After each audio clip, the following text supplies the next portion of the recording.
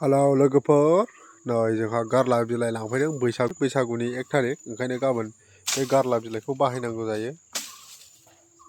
दा बेनि थाखाय गारला बिलाइ दानफैदों नै जों हाग्राबारियाव। नैबे जाहैबाय जाम्फै स्राय स्राय बोहैबोनाय।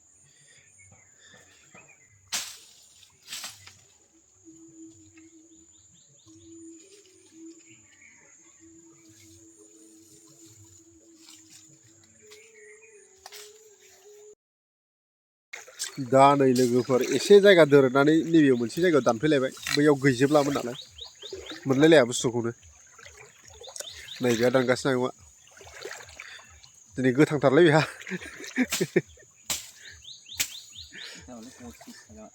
पसिसथा 32 ओमफ्राय नै बैयाव सासे गथ' दुगैगासिनो। नै दानखांबायनोलै नै लाबाय जोंहा दाना थांनायसै न' फारसे। गबगोनबोलै गाब्र'गोनबो।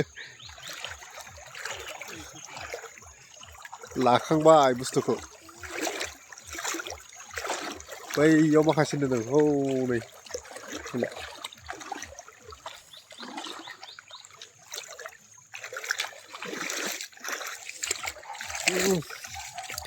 बुरजा जाथारबायलै नै दाना नैबेजों खाथ'मसै।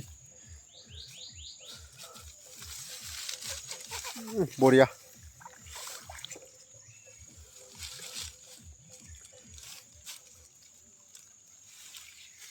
जाबाय दा थ' थांसैलै दोनथ'बाय लोगोफोर ओरै थाबायलांसै आंहा दोनथ'नाय जाबाय दा नङाबा गाब्र' गुब्र' जागोन ना मबाइल खेबनानै केमेरा खेबनानै।